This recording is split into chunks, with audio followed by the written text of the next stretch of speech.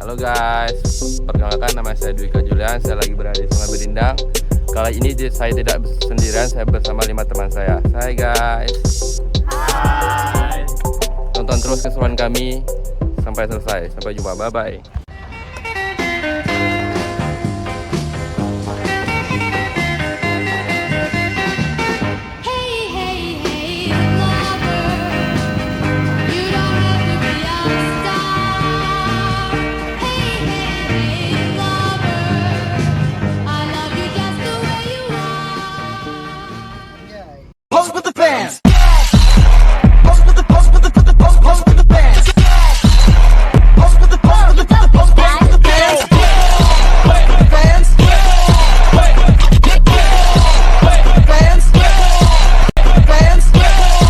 Kita lagi berada di Sungai Pedindang. Sungai ini memiliki panjang sepanjang 3.887 meter.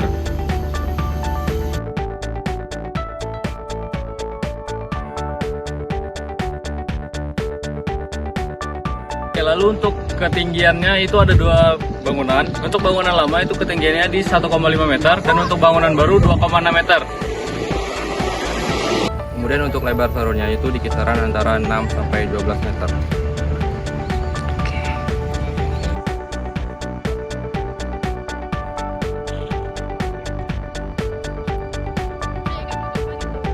Jadi Sungai Pedindang ini memiliki aliran yang berasal dari Bukit Mangkol, melalui Desa Terak, kemudian mengalir juga ke Desa Pedindang. Dan Sungai Pedindang ini berhilir di kolong Pasar Buah.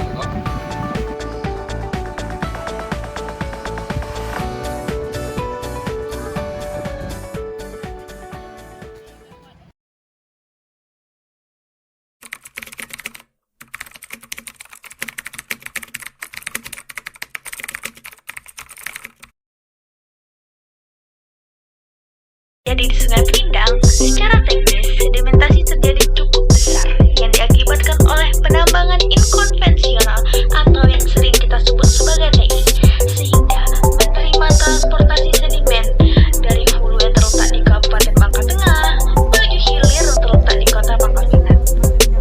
Berdasarkan problematika yang terjadi di Sungai Pedindang yang sebagian besar diakibatkan oleh penambangan konvensional atau bisa disebut TI, maka hal ini menyebabkan sedimentasi mengalami transformasi sedimen dari hulu yang berada di Kabupaten Bangka Tengah kemudian menuju hilir di Kota Pangkal Pinang.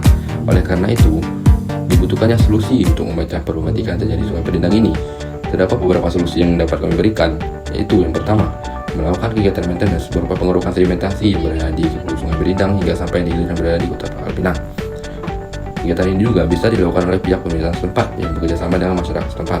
Kemudian, solusi yang kedua, memberlakukan program pokok pengelolaan lingkungan hidup yang meliputi inventarisasi pola sumber daya alam, pembinaan dan pengelolaan lingkungan hidup, penyelamatan hutan, tanah dan air, serta rehabilitasi penyembaran lingkungan.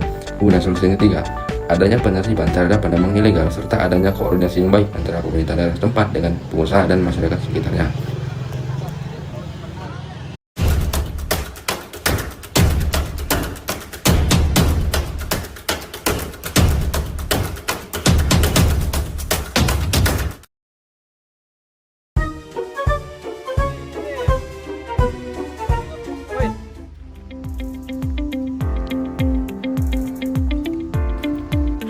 Pengaruh terhadap banjir. Sungai Pedindang dan Sungai Rangkuy menjadi sebuah indikator utama yang digunakan apakah Kota Pangkal Pinang terancam banjir atau tidak. Karena kalau meluapnya Sungai Pedindang dan Sungai Rangkuy itu, dampak yang diberikan sangat luas, yang dimana jika kedua sungai tersebut meluap, Kota Pangkal Pinang sebagian besar akan terendam karena keduanya membelah Kota Pangkal Pinang.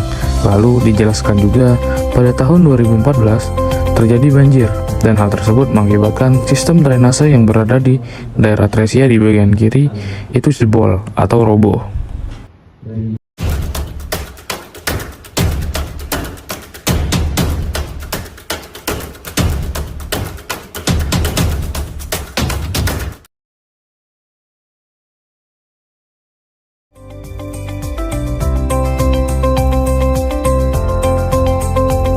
Nah, kalau yang ini namanya kolong retensi guys.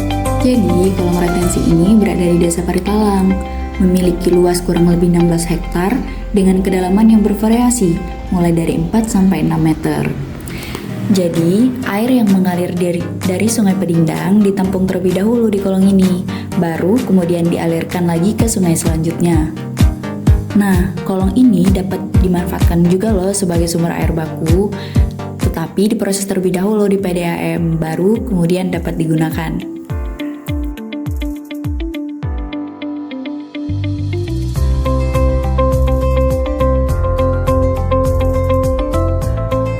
Lalu, bagaimana sistem pemeliharaan kolong PDAM Pedindang ini? Nah, menurut informasi yang kami dapat dari Pak Andi, jadi sistem pemeliharaan kolong PDAM Pedindang ini dilakukan secara berkala, bahkan bisa dilakukan dalam sebulan sekali, yaitu melakukan pengerukan terhadap sedimentasi yang berada di pintu-pintu tempat masuk dan keluarnya air.